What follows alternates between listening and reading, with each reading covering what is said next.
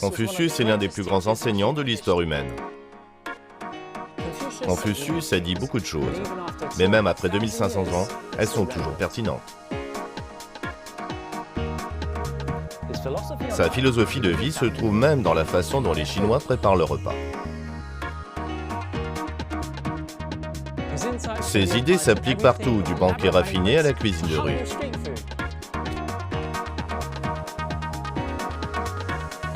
Je suis venu ici pour faire l'expérience de l'histoire et du confucianisme à travers la cuisine. Commençons tout de suite notre sortie gourmande.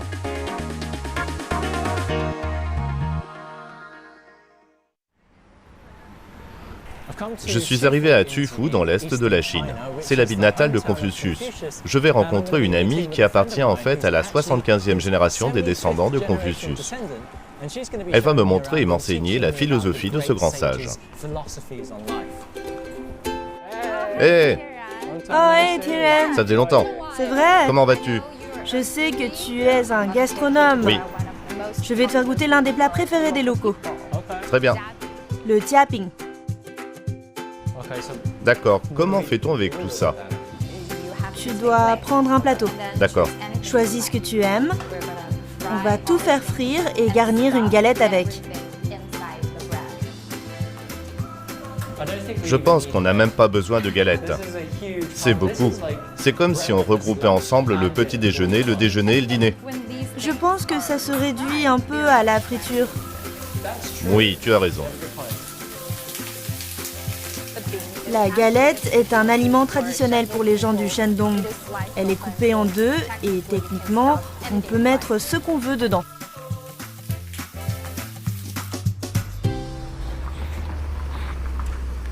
Oh! Oh, c'est étonnamment bon. Oui, c'est assez semblable au hamburger, non? Eh bien, La seule différence, c'est qu'il y a des tonnes de choses à l'intérieur. j'y ai mis beaucoup de viande. Alors, pourquoi es-tu venu à Tufu cette fois-ci? Ce n'est pas seulement pour revoir une vieille amie, non? Non, mais comme c'est la ville natale de Confucius, il fallait que je vienne. Je sais qu'il a dit ceci. Il faut se cultiver soi-même pour pouvoir rendre les autres meilleurs. Oui, c'est en effet la première chose qu'on doit faire, à savoir développer notre moralité afin de devenir des êtres humains exceptionnels. D'accord. Ça peut également s'étendre à d'autres membres de la communauté. C'est ainsi que se forme la morale sociale. Ça ressemble à une utopie. Oui, si tu veux approfondir la philosophie de Confucius, tu dois visiter son temple. Bien sûr. On est donc ici chez Confucius. Oui, il vivait dans la vieille ville. Tu sais, le grand et sage Confucius n'était jamais retiré de la vie réelle. Il était gourmet. Oui, il a dit que rien au monde n'était aussi bon que la nourriture. Oui, il a souvent eu des discussions avec ses disciples. Et celles-ci ont été consignées dans le livre Les Analectes. C'est un peu comme Socrate, même si celui-ci est apparu environ un siècle plus tard. Tous deux ont eu beaucoup de disciples et ont vécu en temps de guerre. Dans la tourmente. Oui, en temps de conflit. Mais ils ont fini par aller dans une direction différente. Socrate fait la recherche ultime de la connaissance et il finit par être mis à mort pour cela. Mais Confucius semble se concentrer uniquement sur l'aspect traditionnel. Oui. 先师孔子是我学童，立身楷模，向先师行礼，夫心拜。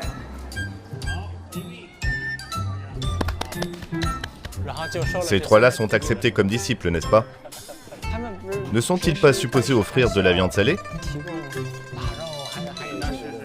Ça, c'est pour un maître spécifique. Si vous voulez que quelqu'un soit votre maître spécifique, il faut lui donner de la viande salée et des longanes.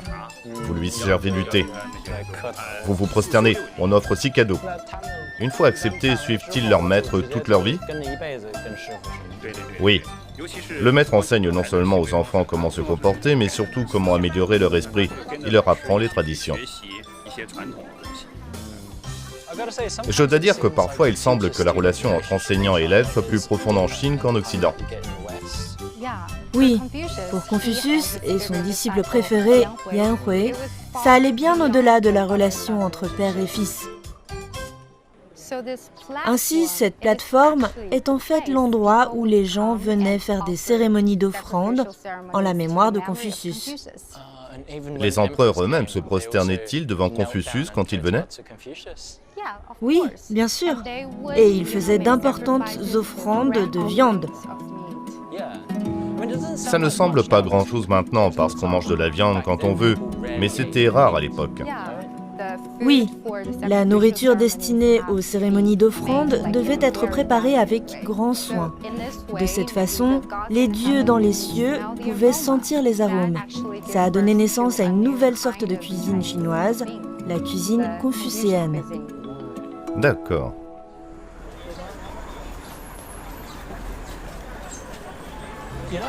J'ai remarqué que beaucoup d'endroits disent qu'ils font de la cuisine confucéenne. Oui, les descendants de Confucius sont responsables de la cérémonie de culte de Confucius. D'accord. Seuls les chefs cuisiniers ayant de grandes compétences peuvent reproduire les plats confucéens. Je vois, ces gens existent-ils encore? Bien sûr, tu peux en trouver un. Il te montrera comment choisir les ingrédients et t'apprendra à préparer ces plats. Très bien, ça a l'air super. Chao Fan m'a conseillé d'aller voir le chef Pong, qui est un maître de la cuisine confucéenne. Je suis impatient de participer à cette masterclass. Bonjour, vous avez déjà commencé? Qu'est-ce qu'on achète aujourd'hui? Des pousses de mungo et des crevettes séchées. C'est pour un plat qui s'appelle arche dorée rayure argentée. C'est ici? Avez-vous des crevettes séchées? Avez-vous des exigences particulières pour les crevettes? Elles doivent avoir une belle courbure, une longueur de 2 cm et de bonnes proportions. Deux mises ensemble doivent former un cercle. Ça symbolise les retrouvailles et la bonne fortune. Mais ce sont vos règles, personne d'autre ne les connaît. Il faut se fixer des normes. Autrement, comment pourrait-on transmettre ces connaissances? Il faut être rigoureux, ce n'est pas assez arrondi. Donc ça ne va pas.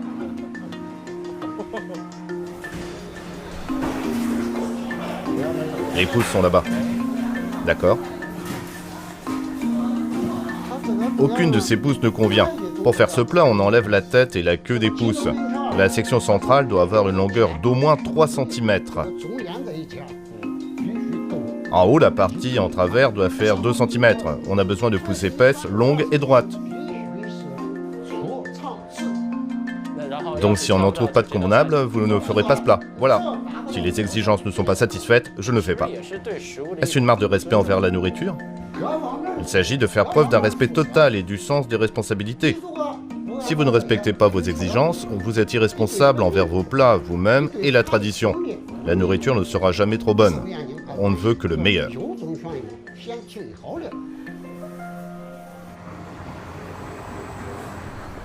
Eh bien, on n'a pas réussi à obtenir les ingrédients, mais visiblement, faire de la grande cuisine ancienne n'est pas si facile. C'est pourquoi je vais à la rencontre d'un disciple de Maître Pong qui va me montrer comment faire des plats confucéens. Aujourd'hui, je serai votre élève. Soyez bienvenus. Que va-t-on préparer aujourd'hui? Un plat célèbre. Présenter son fils à la cour impériale. Il reflète les aspirations de chaque génération d'une famille de donner des fonctionnaires à la cour. On prépare ce plat avec des hauts de côte. Un porc ne peut fournir que 2 portions. Brûlez-vous la peau pour rendre la viande ferme? C'est pour brûler les porcs.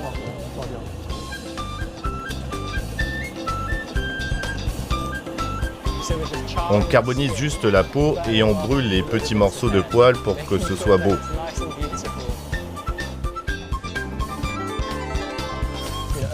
Quand je l'ai pu le brûler et que ça a complètement noirci, j'ai pensé « Oh non, on doit le jeter !» Mais il suffit d'enlever cette fine couche et c'est beau. Ça a joliment bruni, c'est presque doré. En fait, c'est l'un des idéaux de Confucius. Un gentilhomme doit constamment se raffiner, se polir et s'améliorer. Je pense comme une belle sculpture.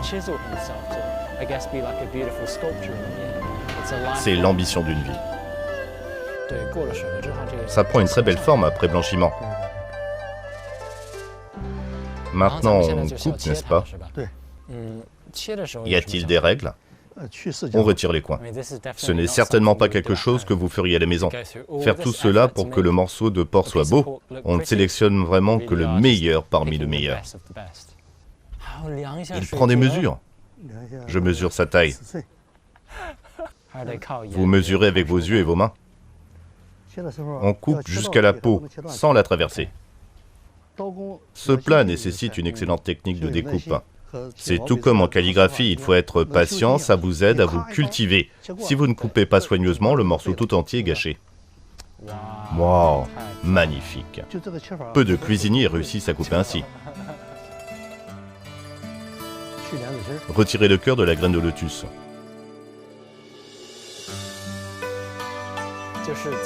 La méthode que vous utilisez n'a pas changé depuis des siècles, n'est-ce pas? Oui, on ne change pas à la légère ce dont on a hérité. Si votre génération fait un petit changement et que les prochaines aussi, on finit par ne plus rien reconnaître après quelques générations. Dans le passé, les maîtres n'enseignaient pas, ils vous demandaient simplement de regarder. Vous compreniez petit à petit, vous deviez réfléchir à chaque étape. Confucius a aussi dit que même si vous ne savez ni lire ni écrire, du moment que vous imitez votre cœur et que vous êtes quelqu'un de bon est un bon cuisinier, n'est-ce pas? Alors vous devenez un homme instruit, un gentilhomme. Waouh, tu as fait ça? Non, mais j'ai aidé. Ce plat s'appelle présentation de son fils à la cour impériale. Le porc est un peu sucré. C'est très doux. Mais tu sais, les graines de lotus à l'intérieur ont en fait un goût très léger. Ça aide à atténuer cette douceur. Je pense que c'est peut-être la raison pour laquelle la notion de juste milieu de Confucius s'est transmise à ses descendants, en particulier dans la cuisine. C'est intéressant parce que même si les goûts des gens ont changé, ces plats sont restés exactement comme il y a des centaines d'années.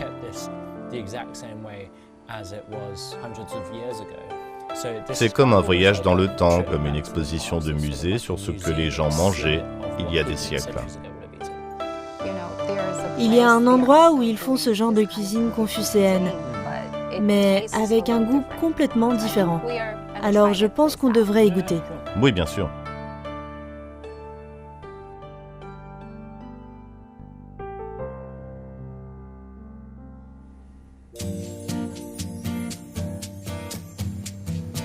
Qu'est-ce que vous faites? C'est une nouvelle version de pivoine de filet de poisson. On commence par couper le poisson en tranches et on fait mariner.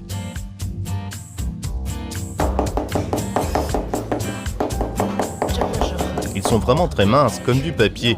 Quelle est la prochaine étape? Ensuite, on fait frire. Pourquoi voulez-vous apporter des changements à ce plat traditionnel?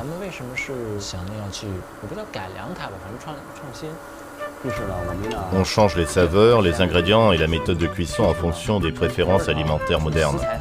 Selon la recette traditionnelle, il faut utiliser de la carpe herbivore.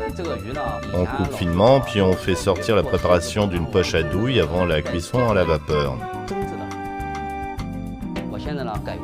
Maintenant, j'utilise du poisson à tête de serpent du Nord. Il est plus croustillant et a un meilleur goût.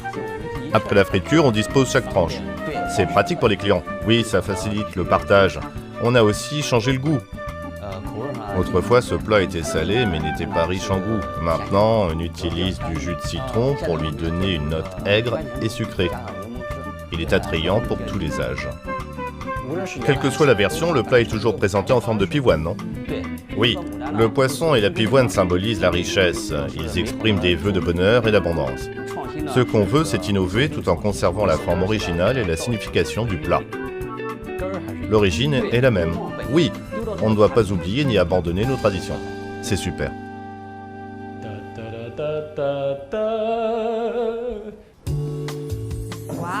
Waouh!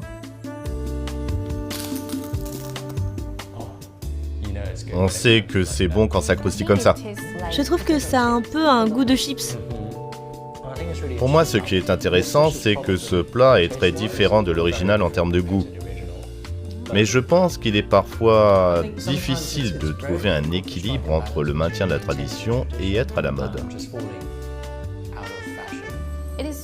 C'est vraiment difficile de s'en tenir à une cuisine traditionnelle ou authentique. Tu sais que Confucius comparait souvent le gentilhomme à l'homme vil. Les gentilshommes cherchent toujours l'harmonie et non l'uniformité. Je pense que peut-être que 2000 ans plus tard, c'est encore un bon conseil, surtout lorsqu'il s'agit de questions telles que la tradition ou l'innovation.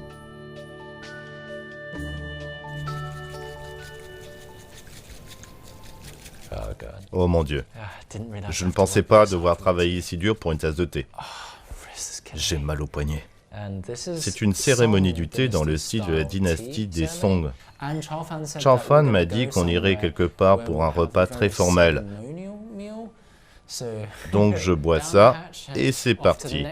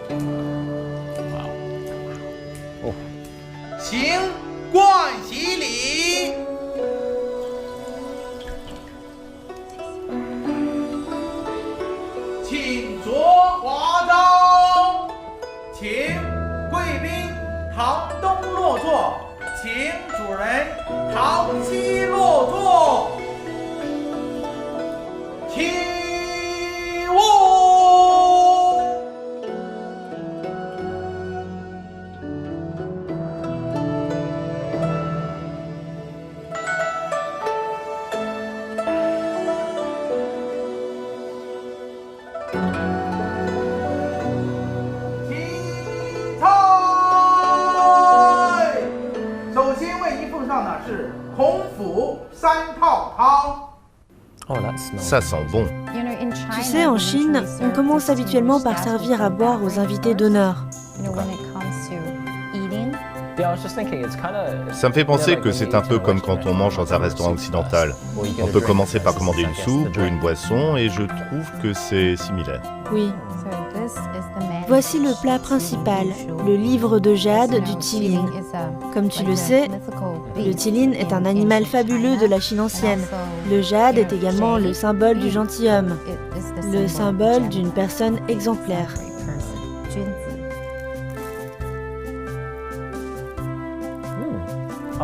Je suis surpris parce que laisser ne serait-ce qu'une écaille sur un poisson peut le gâcher entièrement.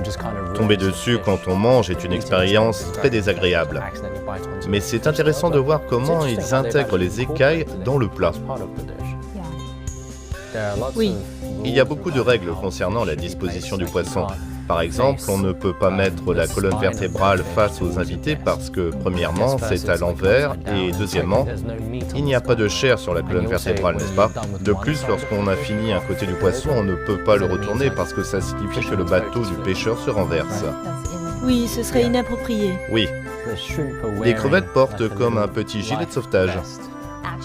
En fait, ça symbolise la ceinture de jade que portaient jadis les mandarins. Ça sous-entend que vous aurez de la chance dans votre carrière politique. Oh, je sens que je suis sur le point d'avoir une promotion.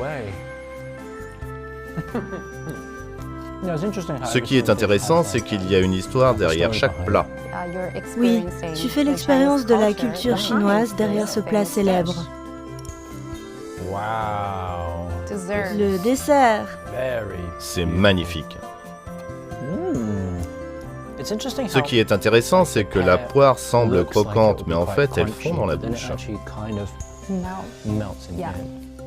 As-tu remarqué le caractère chinois gravé sur la poire? Shi, qui veut dire poésie. D'accord. Confucius a parlé à plusieurs reprises de l'importance d'étudier les rites et la poésie. En fait, c'est de là que vient le nom de ce plat. Oh, parce que c'est aussi un jeu de mots, parce qu'en chinois, poire est homophone de rite. Oui. Voilà pourquoi mes lunettes sont si épaisses. 宴饮亦为宴乐，有世俗欢乐性的一面。投壶即把箭杆投到壶中去，接下来请主人、宾客各取箭5支。Almost. Oh, Waouh, tu as réussi!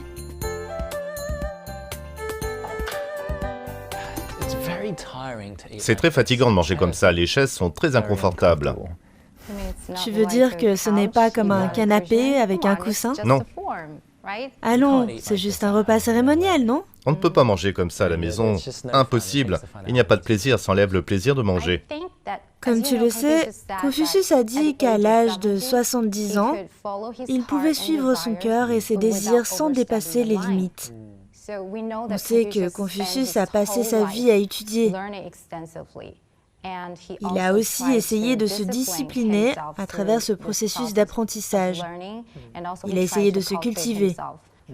Pour lui aussi, la liberté est un terme relatif. Il ne s'agit pas de discipliner les autres, mais de nous discipliner nous-mêmes et de rester dans les limites raisonnables.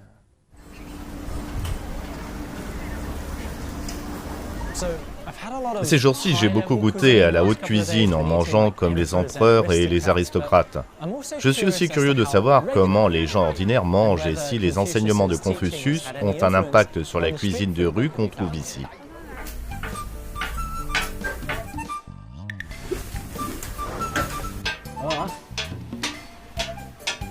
Ça se prépare donc comme ça. Je peux essayer d'en faire un pour vous? D'accord? Oh, ça va brûler. Oui, plus vite! Il y a un grand trou au milieu.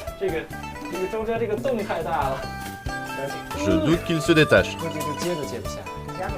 C'est bon, on le décolle. Voici votre récompense. Comment ça se mange? Plié comme ça,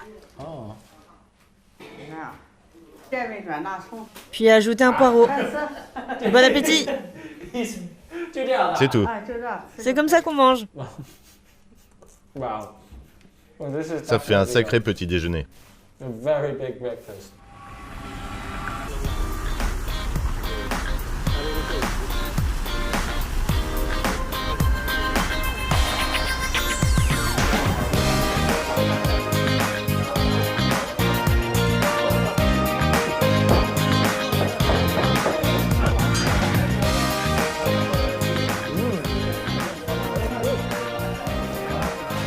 J'adore.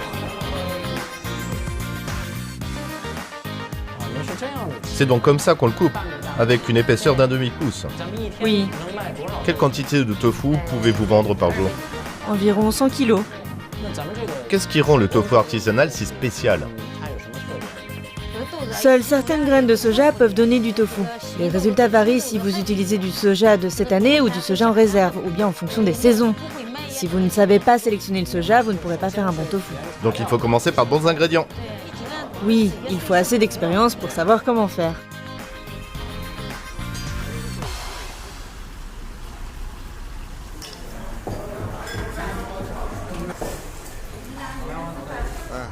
Mets-en de louche, lentement. Garde le bol à l'horizontale. Continue, doucement. Il est en apprentissage. Je fais un stage. Il faut du savoir-faire pour remplir les bols. Si tu le fais mal, tu as l'air stupide. On verse comme ça, tu vois, on dirait de l'œuf battu. La bouillie est bonne pour l'estomac. Si tu sors boire ce soir, mange-en demain avec de l'agneau.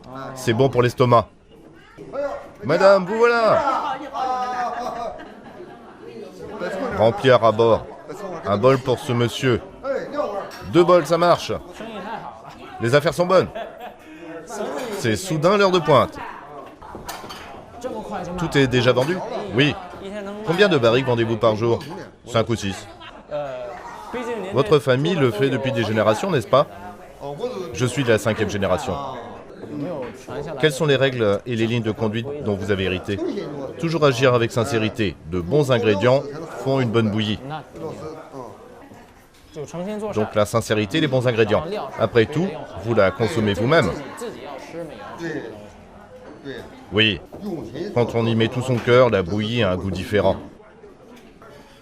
Maintenant que je sais tout le travail que ça demande, je l'apprécie encore plus. Faire la même chose pendant 5 générations et garder le même goût, je tire mon chapeau.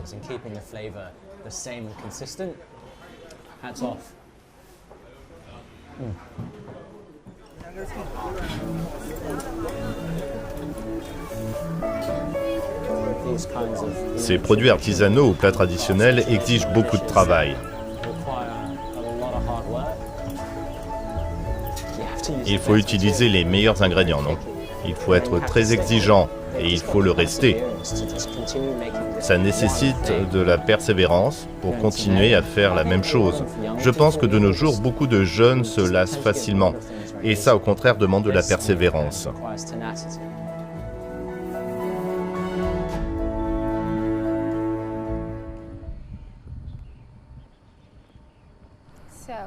Alors, que penses-tu de ta sortie gourmande à Tufo?